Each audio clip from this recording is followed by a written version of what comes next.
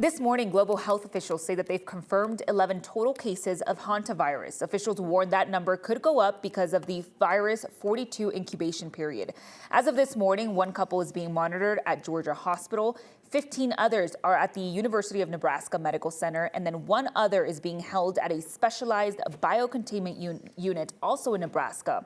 The World Health Organization and CDC have said that a situation like this is not like the COVID-19 pandemic, and some people are still stressed about what this outbreak could really mean for them. And 9 News medical expert Dr. Coley joining us this morning to talk more about this. So Dr. Coley, it seems like this is a problem that's out there in the distance, right? It's not affecting us here in Colorado, at least not yet.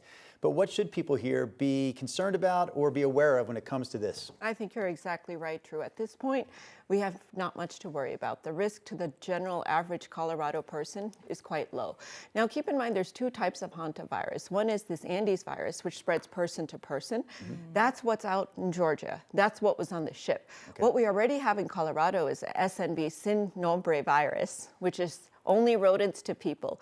So the average Coloradan is more likely to catch hantavirus from mouse droppings if they're cleaning out an old cabin or something after the winter than they are right now to catch the Andes virus. Okay.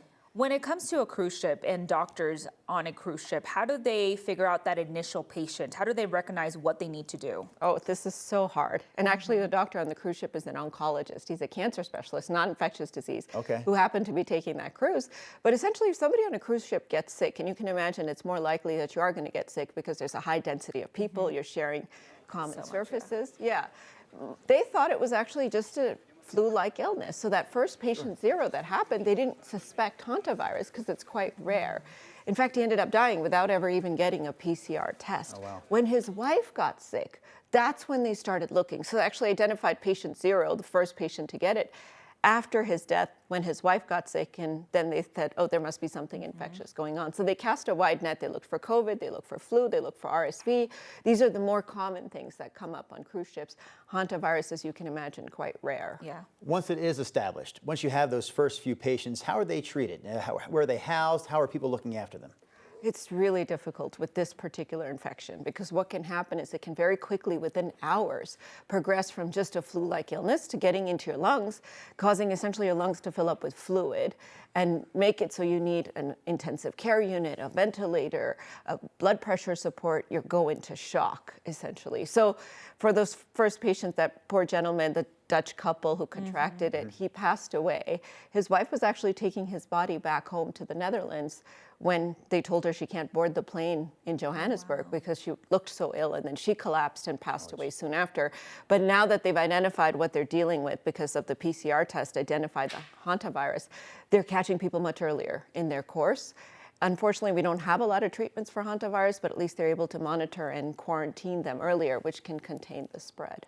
Dr. Coley, for everyone who works on the ship crews, what do they have to do to make sure that this doesn't start to spread? Because like you said, you're in a tight space, you're sharing a lot of things when you're on a cruise ship. Yeah, so I mean, this is really difficult, but it spreads even from things like shared utensils.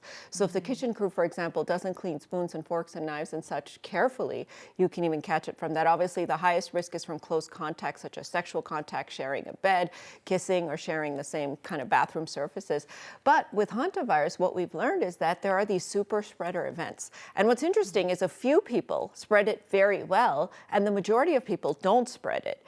And these super spreader events, we learned from this outbreak in Argentina a few years ago, and this virus is very similar to that one in its behavior. Someone could be walking past you and you could spread it. So it was a party that an individual went to, a birthday party, he was infected, and he ended up infecting 5 others, some who he didn't have close contact with. So it's going to be a real challenge for the people on the ship. We're out of regulation time, but we have an overtime question for you this morning. Can you handle an overtime question? I think I can. It's important enough. Do you have an opinion on cruises in general? Because some people hear this and go, nah, that's it. I'm done with cruises. I feel like everything starts on a cruise ship, right? Should we avoid it? So for the average person, it's something you have to avoid. It's a reasonable vacation. But I will say the risk of getting an infectious disease, most likely GI illness, norovirus is the most common, but even COVID, respiratory infections, such, much, much higher on a cruise ship. Now, factors that predict it, cruises that are longer than 7 days, and those mega cruise ships. Actually, ironically enough, the bigger the cruise ship, the more likely, because the harder it is to sanitize, essentially. And so if you're elderly, over 75, immunocompromised, have cancer or transplant don't go on the cruise. But for the average American, if you get vaccinated, you make sure to do that hand hygiene.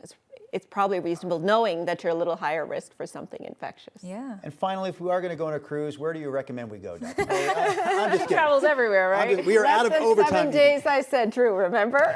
Which a lot of people retire, and I feel like they do take those long cruise ships, 2 months, 3 months. That's way too long. Yes, yeah. Thank you so much, Dr. Coley. Great information this morning.